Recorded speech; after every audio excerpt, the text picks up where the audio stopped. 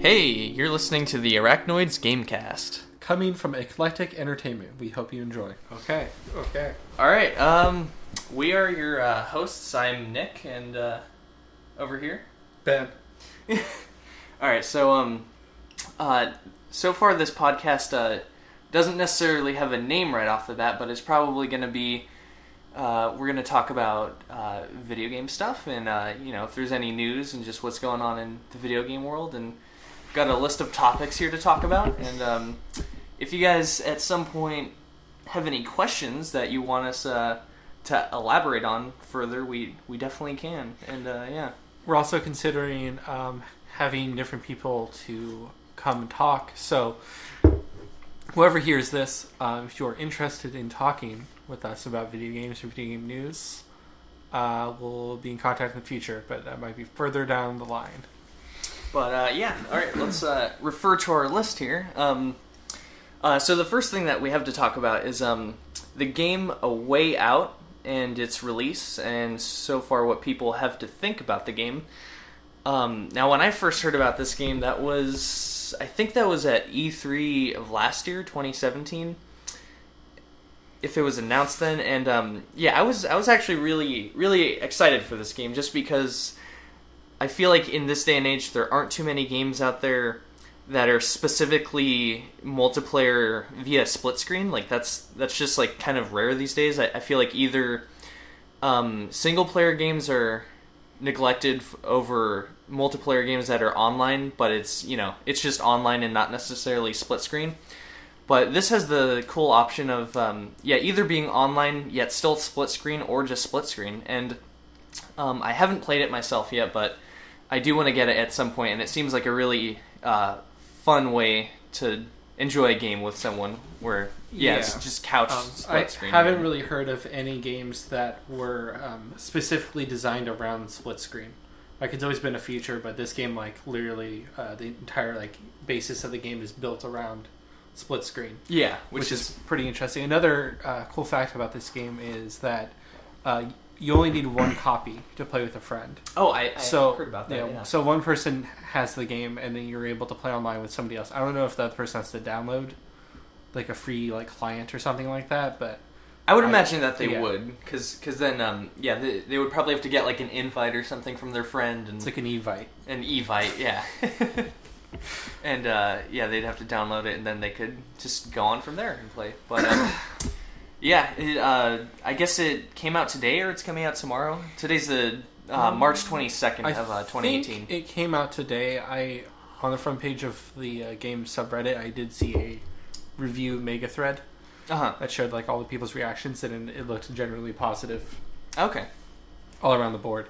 I mean, there's always going to be some lesser scores, but it looks like it was like pretty well received. So I'm pretty excited to play it. Yeah. So are you going to be the guy with like the sideburns, or are you going to be the other guy? Oh, So you're going to be Jimmy Mac, or no, I or definitely Dylan Mathis, the other character.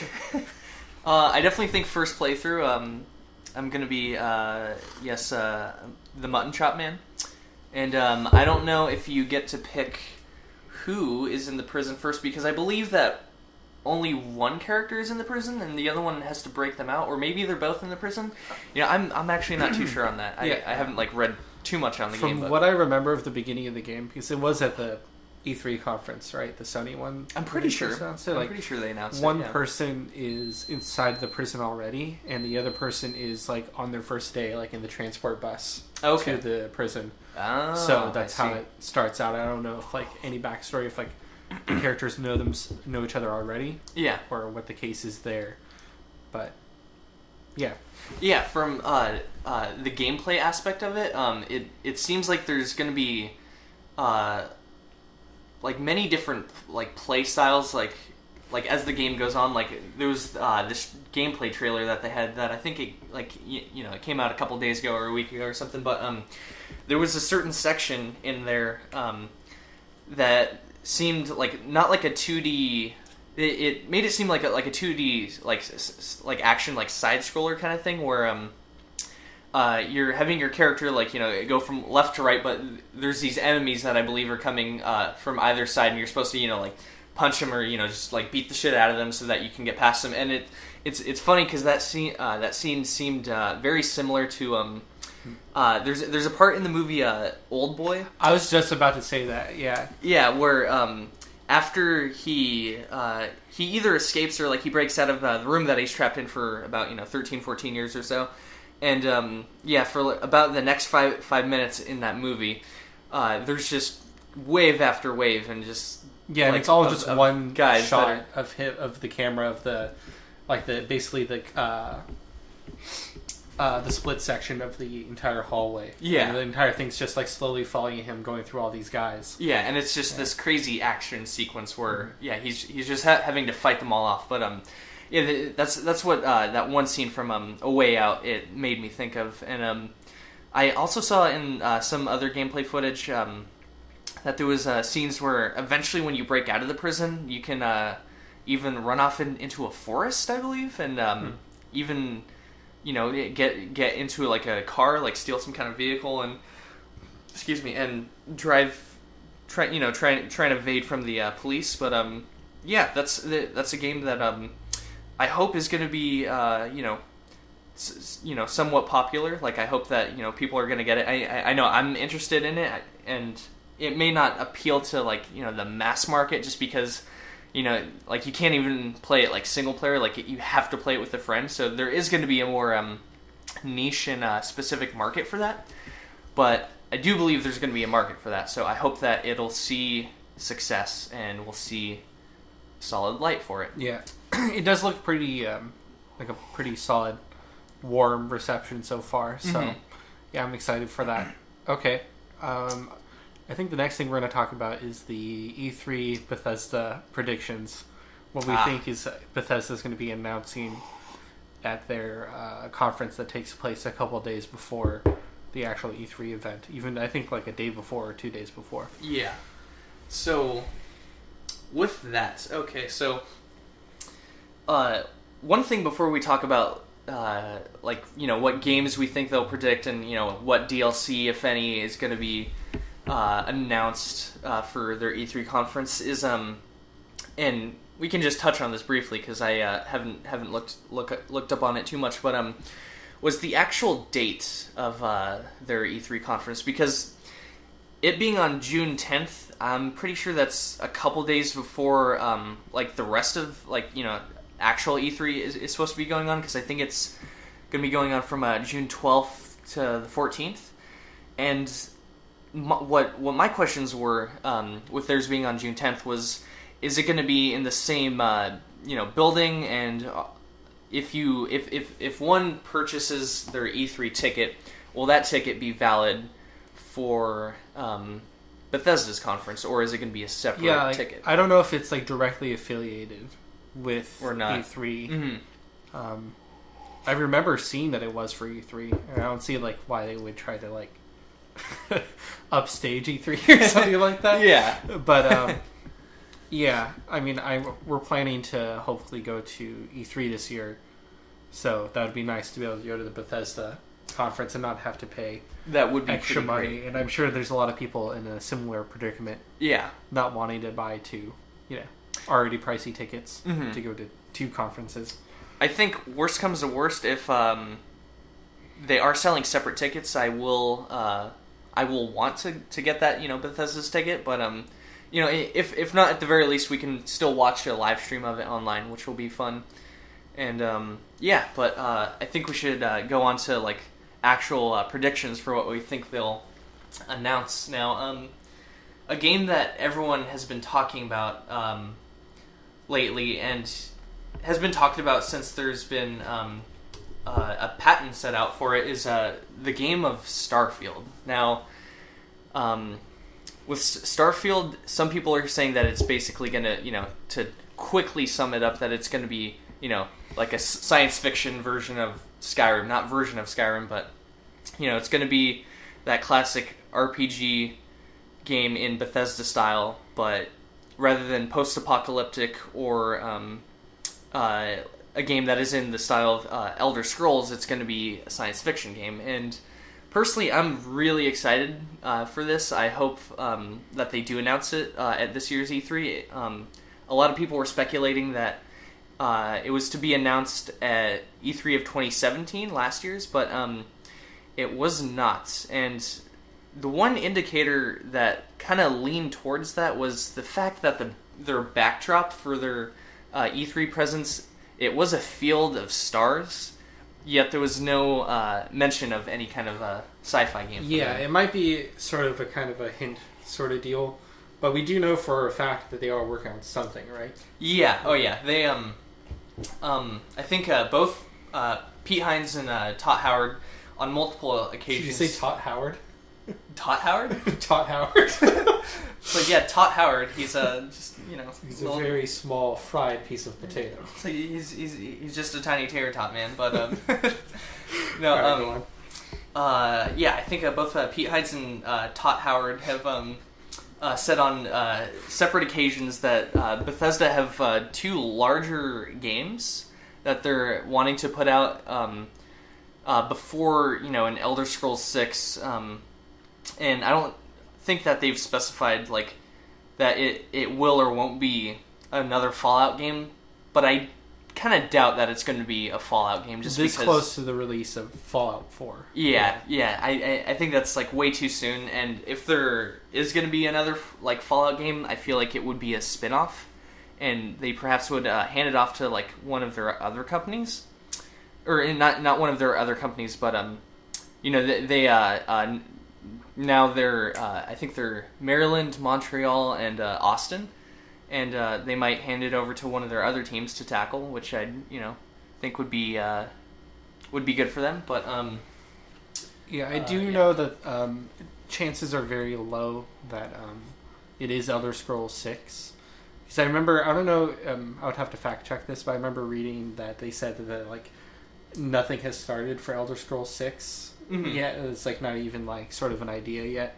Yeah, it sounds like it'd be a big so project. If it's not that, and if it's and you never know, it could be another version of Fallout 4 or something like that if they did last year at the VR. Yeah. But yeah, I have a feeling that it's going to be whatever Starfield is, and it might be still something that surprises us. It might not be exactly what people think it is. Yeah, that's true. But I mean, there's a lot of rumors, and I just really hope that that's the case. And if it is like a space-themed Bethesda game, and like Bethesda, in a way, Bethesda only makes one type of game.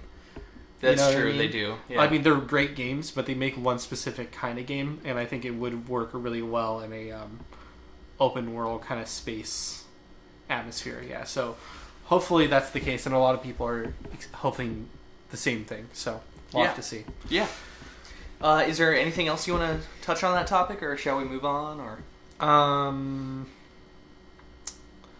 I think that kind of concludes. We're just going to have to see, because a lot of the stuff with that game so far is still very much speculation. Yeah, it's just kind of rumors at this point. Yeah, that's something that I think we can all get excited for, but maybe not too excited. They can't hide forever.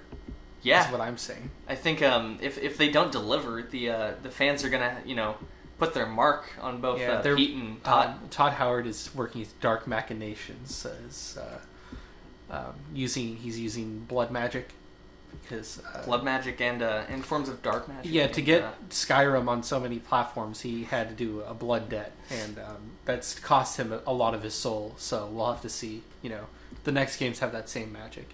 Anyways, we'll have to see how that turns out. We'll have to see how that turns out. I mean, if you look at his interviews, you can see it in his eyes. There's just nothing there.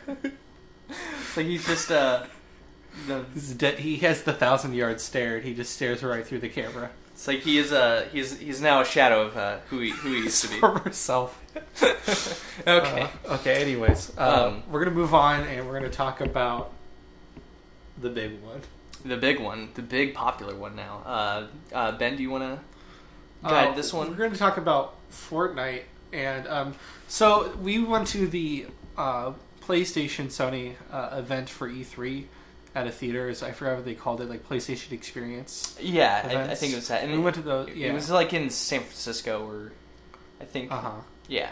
When I remember, we sat down, and when Fortnite, our first experience with Fortnite, we sat down, and then a person behind us commented on the heavy character on the blonde girl. On the blonde girl, and he said, "Damn, that girl's thick." and when he said that, I knew that this was going to be like the next thing. All right, I have to say, for that time when we were actually there and just watching, the trailer for this game, and like when that guy said that, I just couldn't believe that was like the first thought that came to his head. He was like, "Damn, she's thick, dude." Like, I was just like, "God damn it!" Yeah, he's dude, immediately going to go hit up the Rule 34 forums immediately after. No, but it was a completely different game, and I remember saw it, and I'm like, "Oh, this looks like sort of like an early access, but like pretty interesting concept sort of game." And then it kind of like for months after that, it went under the radar because there was only the single player or co-op mode. Yeah, Save the World mode. Yeah, and a lot of people were playing it, and a lot of people said it was good, but it was very low key, and like at that time, PUBG was like the reigning sort of battle royale type game. Yeah, because there wasn't really anything else that was like of that type of caliber that was out there for like a battle royale genre. But and a lot of people like doubted Fortnite when they announced that they were going to do a battle royale. They were saying like, "Oh, they're just trying to copy PUBG." And actually, the creator of PUBG, he actually wanted to sue Fortnite for taking the idea and making their own thing. But then, like, a lot of people are saying that like he didn't even originate that idea. That there was like games before PUBG that had similar game styles. So you say that you can't really like pen that concept of a battle royale because it's such a straightforward sort of concept. Yeah, and it's based off of a movie as well, like an idea from a movie. Pretty much exactly. When now that I think about it, it is like very much like from the movie. Like people have to find weapons, and it's like elimination. So it is from a movie. So you can't really try to trademark something like that. But yeah, and now it's just I feel like Fortnite has like completely done like one of the quickest turnarounds I've seen in like video game history, and probably like one of the biggest ever in video games of like in our era terms for of sure. Like shift of popularity between being something that's like a smaller game to like now like straight up pretty much a huge like cultural sort of thing. It's somewhat become like a phenomenon, I think, because since it's came out and up until today, like I've even heard like people who are not gamers at all, they know of Fortnite, and like they like notice like like their friends or family and other relatives and whatnot. Like there's usually like at least one person like in a family or circle of friends who's like playing this game, and like I think there was one time when Ben, you and I, we were playing online, and I think Rosie, your niece, came over one day, and she saw that you were online playing Fortnite, and she just like immediately knew what it was. And I thought that was interesting because she's like not like crazy into games or anything like that, but like even she knew what it was. And, exactly. And I remember seeing that like it was like some kind of like Brazilian soccer game that was being televised. Oh, and then I saw that like some of the players, like one of the persons, like after they like scored a goal or something, one of the players like laid down, pretended that he was like wounded, and then a couple other players came up and were doing like the pickaxe animation. So it's just like it's like all these like famous people now are playing it, and it broke. It's like hard for games to do this, but it broke that barrier of just being for gamers and then becoming a thing that everyone can enjoy, like coming out into the mainstream. I work into like a at a grocery store, and I noticed that like literally like my boss, all of my coworkers, all the managers are all talking about Fortnite, and they're all playing Fortnite, and just like just having it being like completely surrounding me, and and like everywhere you go, you're gonna find it. It's just like this game's like just like everywhere, and it's just kind of crazy how big it's become.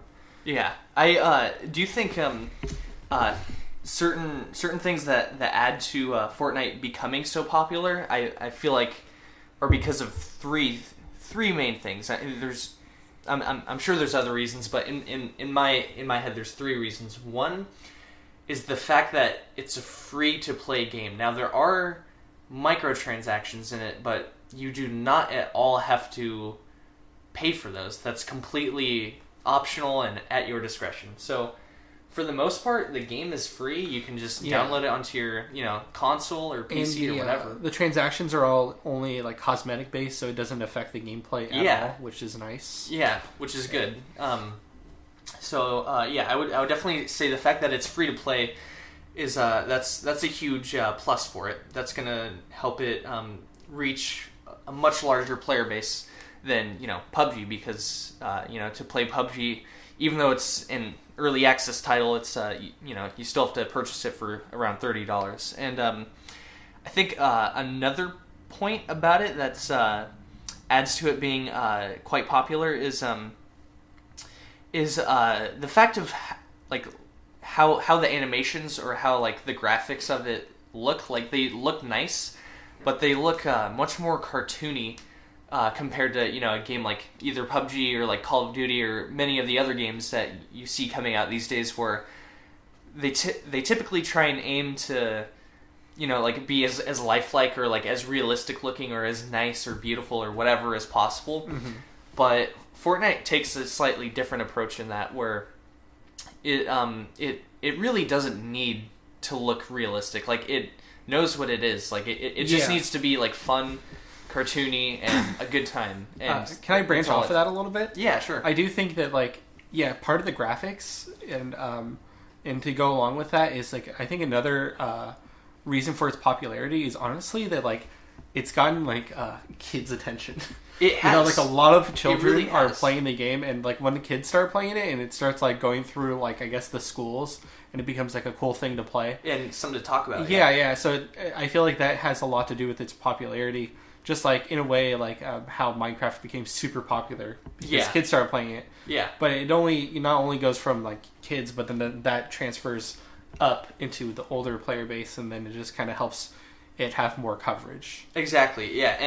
And in my experience of playing that game online and having headphone and mic and all that, and being able to talk to other people, I have played with people of like all ages, all demographics, like all kinds of people. Like you can play with people that are like, in their 40s or even 50s, and just people that, 30s, 20s, like and even kids. Like, there was another time where I think we were playing and there was like a couple kids who were online, and like one of them said he was like 7 or 6, and it's like, Jesus, like this game is reaching a lot of people and a lot of different aged people and a lot of different types of people, and I think that's actually a really cool thing. Yeah, so that's another thing that's adding to it being so popular. So there was a third idea that I had for this. What was it? So the first was the fact that it was free, and the second was like the art style, and the third one, what was it? I think it was. There's another thing that I'm thinking of is so like one difference of that Fortnite has compared to like its main competition, I would say, which is PUBG, is the fact that it's not as how to say it, like it's not as hardcore as PUBG, like in the sense where like now I still haven't played PUBG myself, but I've heard that though like rounds in that game can go on for much longer. Like I've heard that the average round time can be up to like 30 minutes. Yeah. And so a lot of the gameplay can be, kind of like slowly scouting and trying to, like find cover and just like be very like cautious and careful and like, perhaps wait for an opponent to make a move and then, you spot them and shoot them.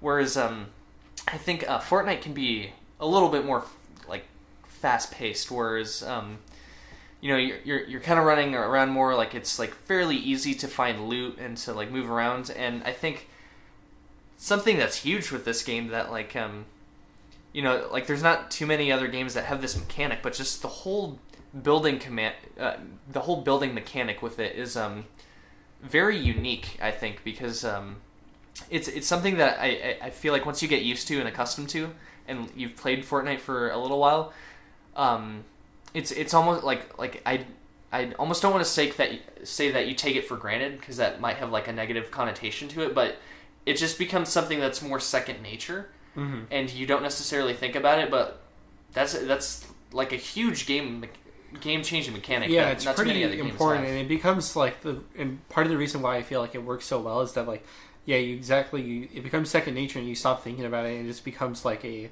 defense mechanism that you can do really quickly and like, create a shelter on the fly, and it also opens up a lot of opportunities for unique mobility. Exactly, yeah, because it allows you to, gain higher ground like very quickly, or like you said with creating like a quick defense. Like if you're getting shot at, bam, you can instantly create a box around you, and it's just a really cool way of playing a game. I think it's just very unique. Something else that I think, actually, two things really quick.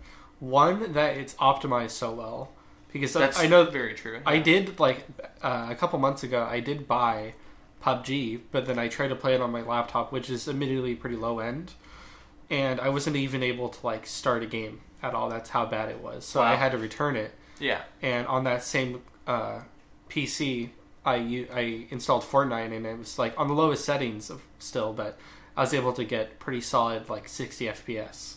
So I feel like that's like a barrier of entry that like, if PUBG was more optimized, I probably would still be playing it, and I probably would have gotten into it. But since Fortnite was the one that was easier to run, it got me to play it. And I feel like there was other people out there that probably had a similar situation.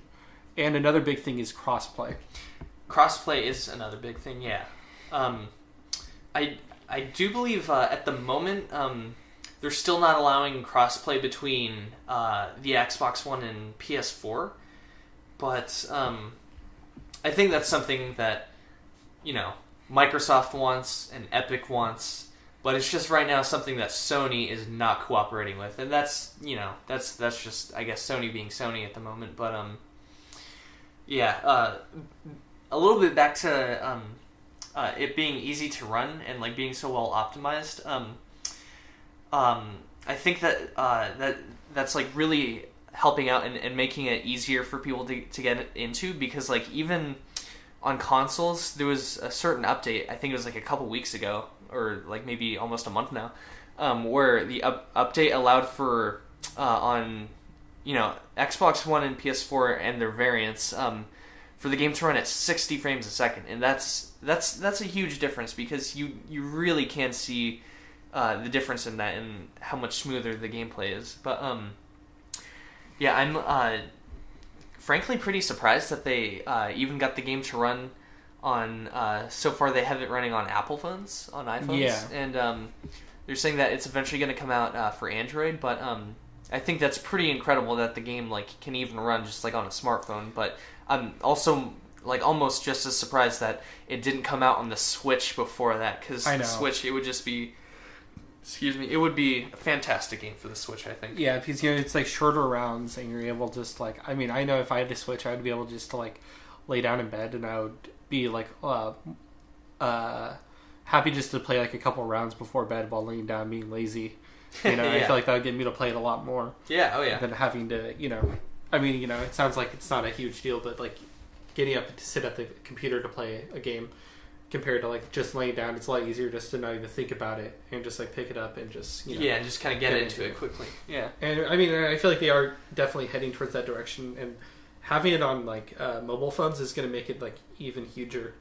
I feel it's going to like even spread even more, hit even more people who aren't typically gamers. Because everybody has a smartphone. Yeah. So I feel like I'm probably not going to personally play it much on mobile. I'm probably not going to play it at all on mobile. Because like I'm not a huge fan of touchscreen controls, really. Yeah. But I can definitely see why they did that, because like that's like a good business move on their part for sure. It is. Yeah. Yeah, because I do think that there's many people out there that, while most of us wouldn't necessarily consider them gamers, I do consider them gamers to a point where I'm talking about the people who play mobile games and basically only play video games on their phone or tablet, and only purchase games like through like if they're on Android, I suppose it'd be Google Play, or if they're on iPhone, then it'd be the Apple Store. But and those people like may not play games that are on console or PC at all, but they just play mobile games, and I do still consider those folks like they have the credentials to be somewhat of a gamer, but I wouldn't consider them like a true gamer. But that still is a demographic of people. That's the casual crowd. I suppose. It's like the people who were playing Pokemon Go. Yeah, exactly. They're not like super dedicated to it, but they have enough of an interest in it to progress in the game. Yeah, and get into it. So. And that's the mass market, anyways. So that's where all the interest and perhaps even money can come from. But I think Fortnite right now is doing extremely well. It's a really popular game. I've been having a great time with it, and I really enjoy the fact that it's it's free. It's very well optimized. If you want to, pay for those cosmetic items, you can, but you do not have to, which is very cool. I think we can transition now, since we've talked about Fortnite for so long, into our next subject, which is which I'm excited for. Ben, do you want to talk a little bit about your next subject? Admittedly, I do not know too much. I feel like you probably know more about the Fallout New California mod that's coming out very soon, right? I believe like it's almost. I have sort of followed this mod and like the like the team. They've put updates out here and there for this mod, but basically. Okay, what was it? So I believe it was early last year in 2017. All right, so first before I get into that, let me give a little bit of like background for those who possibly don't know what this mod is, to what this mod is. So the Fallout New California mod, it was originally called Project Brazil. And then I think it was sometime last year in 2017 they decided to change it to New California because they thought that it was just a much better and more concise name for the mod. And I believe the mod, it's supposed to be a whole new story, a whole new region, and completely new characters, some new guns and gear added, and it's essentially supposed to be its own game, and I have heard that it's supposed to as that game ends, it's supposed to lead into the beginning of Fallout New Vegas. So it's supposed to be, like a fan interpretation, like perhaps loosely canon, I suppose, to the Fallout franchise. But it's just supposed to lead into Fallout New Vegas. But are you supposed to be like? Is this supposed to be like? Related to the courier at all in New Vegas? Like, are you supposed to be the same character, or does it just kind of like set up the background for some of the different like legions and teams there in New Vegas, like the Brotherhood of Steel and like NCR and stuff? Yeah, no, that's a good question. I don't know if the character that you play in this mod is supposed to end up being the courier for Fallout New Vegas or not. But I have heard that, that there's supposed to be either like certain story arcs or other things that are just supposed to like tie into Fallout New Vegas, and somehow as this mod, as you get to the end of it, it's supposed to somehow lead into the beginning of New Vegas. So I'm not exactly sure what that entails, but that's gonna be very interesting to find out once the mod's done and out, to see what that is. And I think. The mod was scheduled to release in like December of 2017, but of course like it's getting like pushed back, and that's not necessarily a bad thing. I would rather the modders who are creating this to take their time with it and make sure that everything is like say if there's like quest lines or any mechanics or anything like that everything's fixed and good to go and all that good stuff, and for the mod to like come out as complete as it can be. Eventually when it does, but it's something that I'm really excited for, and it's gonna be a blast when it comes out, I think. Yeah. Do you know if the game's like, is it like voice acted? Wait, do they have voice actors for it? They do. Yeah, Cool. I'm pretty sure they do. Yeah. So, there's going to be like thousands of lines as would be in any Fallout title, and I believe all of the lines are voiced by either the modders themselves or a team that they have put together. But yeah, it's all original scripting and voice acting, and it's just a completely original mod. Yeah, that's going to be an interesting experience, and since a lot of people were not 100% pleased with Fallout 4, it'll be cool to get some of that old school sort of New Vegas style gameplay, which this seems to be sort of going that direction. I feel like that'd be really cool. Okay, so now for our next subject. Now, this is a game that I mean, of course, we're going to be excited about all these things, but this is particularly exciting because all right. So basically, what this is Super Smash Bros. For the Switch. Now, that's going to be quite the game, I believe. Ben, what are some of your thoughts on this? So I feel like a lot of people were just hoping for Nintendo to announce a port of Smash Bros. Wii U, which in a way still might be the case, but I feel like nobody really expected exactly what's happening because after I think his name is Sakurai.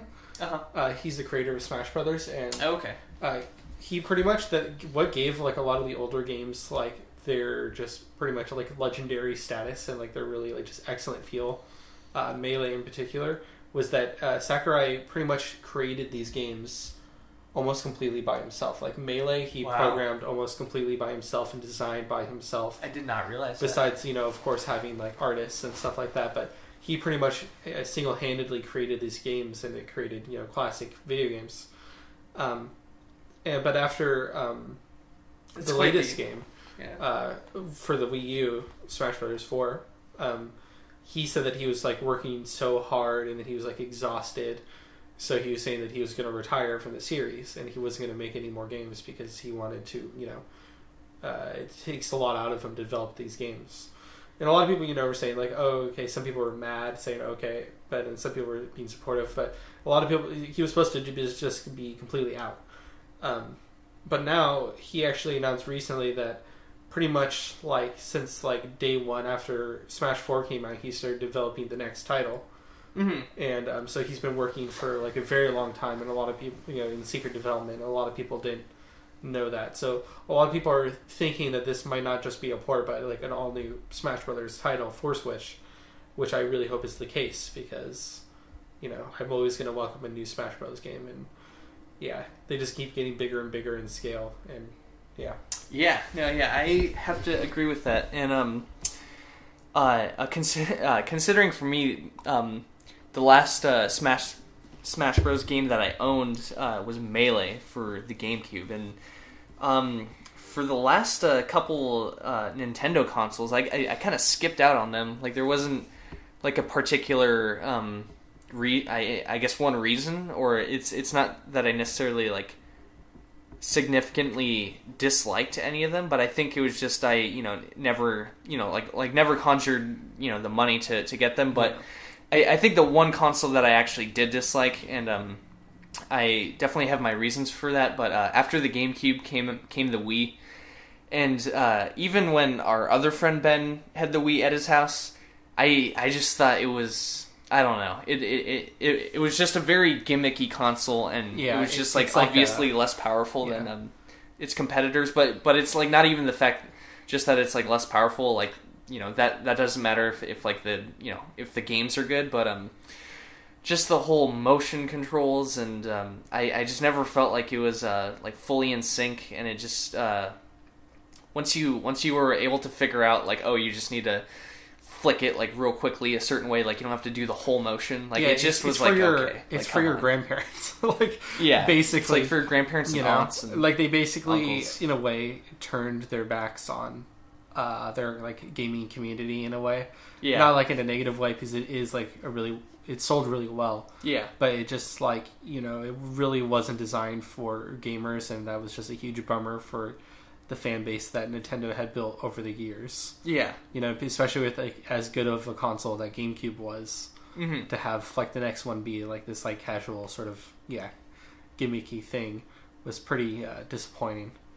Yeah, and then even the console after it, the Wii U, I think I again never got that, not because I disliked it, but I just, like didn't have the money at the time, or, I just like, it wasn't as much of as like a need or like a want for me when I was like a little bit younger, but I think now I can see like how many like great games there were for that console, and I can definitely see how when that console came out, how many people could have been confused by it just because of the name, like Wii U. Like, like I've heard that many people thought that it was just supposed to be like some sort of like expansion, or like some kind of like secondary piece of hardware like for the Wii, just because of the name, and they thought that it was just some kind of add-on. And I can definitely see the confusion for that. Like, I definitely had similar thoughts like when I first heard about it, but then when I looked into it a little bit more, I realized like, oh, it is just like another console. It just has a very similar name. Yeah. But like I just kind of skipped out on both the Wii and the Wii U, and I now have a Switch, and I have like a few games for it, but I'm waiting for those, like classic, really solid Nintendo titles to roll out, as everyone's expected of them, and just some other good games to come out. But and Smash Bros is going to be excellent for the Switch. I'm really especially hoping, with like its portability and the ability to, this is not going to be the ideal way to do it, but being able to use like the Joy-Cons to be able to play like 4 players while you're in like a car ride. Yeah. Just the fact that you're able to do that in the first place is like really cool.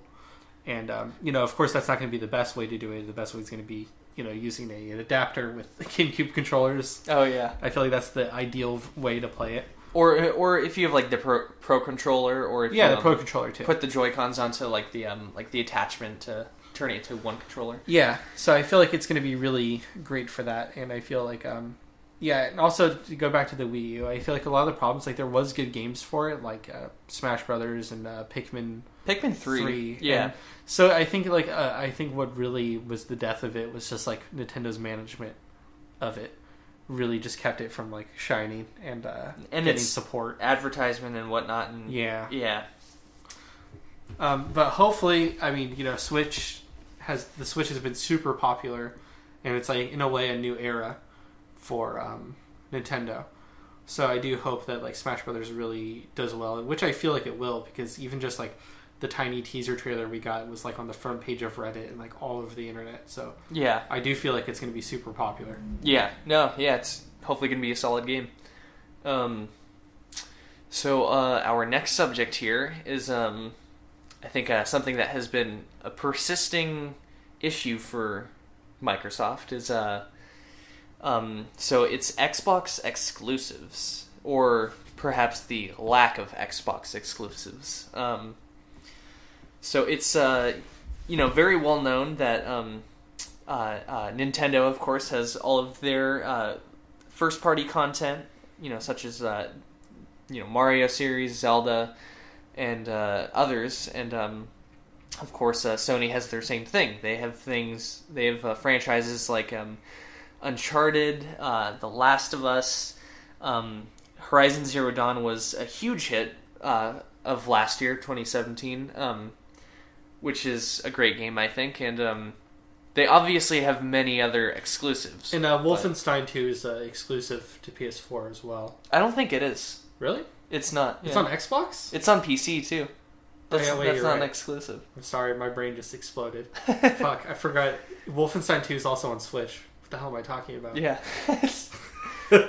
No, so basically, the fact that both Nintendo and Sony have all these exclusives, but with Xbox, what do you get? You get Halo, Gears of War, Forza, now Super Lucky's Tale, I guess you kind of get what's that? Like the game that was completely drawn, Cuphead. Oh yeah, but Cuphead. But the thing with even these few Xbox exclusives is the fact of Microsoft putting the Xbox Play Anywhere, which it has its ups and downs, but it definitely it creates less of an incentive for a consumer to buy an Xbox if they already at least somewhat dabble into like PC gaming. Just because if you can get it on your PC and like let's say you have like a really high-end PC and like you don't really care for physical content, then like what's the point of getting an Xbox if you can just have it on your one platform of PC? But yeah, that's something that I think Microsoft definitely needs to work on is gaining more exclusives. And there's there was one in the past that was announced. I don't know how far back when, but I know it was announced like at least a couple of years ago. Excuse me.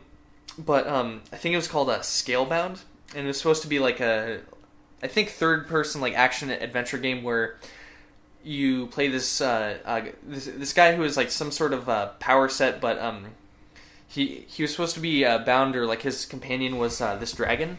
So you were somehow bound to the dragon, and it just looked like it had like really fun, like fast-paced kind of gameplay. But that's a game that got canceled, I think, last year. Was that the game that you like were able to ride the dragon and like and able to like fly and stuff like that using it? Possibly, yeah. I think I saw like really early footage of that game and it looked pretty sick. Oh, okay. And I didn't know that it got canceled, so that's too bad. Yeah. Speaking of Xbox exclusives, there was a game that came out just a couple days ago called Sea of Thieves. Oh, yeah. Which was there's been a lot of it's on hype PC, but it was supposed to be like Xbox was treating it as an exclusive, although it's on PC as well. So there's a lot of hype about it, and like a lot of people are playing it. And even like from the little gameplay I saw, it looked really cool. But a lot of people, at least from what I read on Reddit and different articles, were saying that it has like a really cool base game, but there's just like almost like no content. I've heard that too. Yeah, and it's very shallow. Yeah, they said that there's only two shallow. Yeah, there's only 2 ships in the game that you can unlock. Oh, and so they were treating it as like this big exclusive, but like now that it's out, like I saw the review mega thread for it on Reddit was like everything was like about like 5 out of 10, pretty much like very lukewarm, which is too bad because it does look like it could be a cool game. Lukewarm, shallow, lukewarm, Sea of Thieves. Yeah. Well, I'm personally excited for Sea of Greed over Sea of Thieves. Oh man, Sea of Greed! If that ever actually comes to fruition, yeah, that's gonna be just great because then someone's dream will actually come true. Yeah, but so I heard that Sea of Thieves is more like they actually responded to like all the people complaining that there's not a lot to do in the game, and basically the company Rare said that they are going to continue to upgrade it and add updates. But a lot of people are saying what's like lame is that they're treating this as the release of the game, but what they're basically putting out there is just like an early access game. So they said it's going to continue to, and there's a difference between like, because Fortnite's already fun and it isn't like, it already works at its current state. And it's free. Which is and it's free. Huge. But this game is like, I might want to say like either $30 or $60. And we can double check. Yeah, let's check the price. Yeah, but I feel like this is a game that's like has RPG mechanics, and with RPG mechanics, it requires depth for progression. Yeah, and yeah. So let's see here. So it looks like it is a $60 title here. Holy crap! Yeah, so that's pretty bad. I mean, it looks like it could be a really cool game, but it just doesn't seem like it's there right now. Too bad. Yeah, and is it real shame? Isn't it only like a multiplayer game? Like, is there not a single player mode or? It is only multiplayer. Like the concept is awesome, but it seems like really half baked, and it sucks because Microsoft was really relying on this game to be like the next, like their next big exclusive, next IP sort of deal. Yeah, that's unfortunate that it's because you can only keep. I mean, as much as I love Halo, you can only keep those games going for so long. Yeah. And like at least, to rely on them completely. Yeah. Yeah. Also, there was a time that Microsoft just like on their homepage, like there was an optional thing that just to have like a Doritos advertisement like directly on your front screen. Come on. And that was just a thing for a bit. Dude, I really think that if you're gonna be paying like $300-400 for this device, that it should be ad free. Yeah, like Microsoft got a little too horny for money on that one. Yeah. So, yeah. Yeah. Well, I think we've a couple of other topics here for that we have listed here, but I think it'd be maybe a good time to just save those for the next episode. Yeah. And I think we're planning on this podcast to be a bi-weekly podcast. That way, just kind of felt that if it's weekly, that might be a little bit too frequent, and monthly is, a little too infrequent. So bi-weekly seems to be the little magic point that we'll try and shoot for. So, if you guys have any questions or topics that you guys would want us to answer or talk about, we'd love to get some feedback, and we'll be chatting with you guys in the next couple weeks, and hopefully there's going to be some kind of good news or cool news, and we'll get to talk about it then. See you later. All right, see you guys later.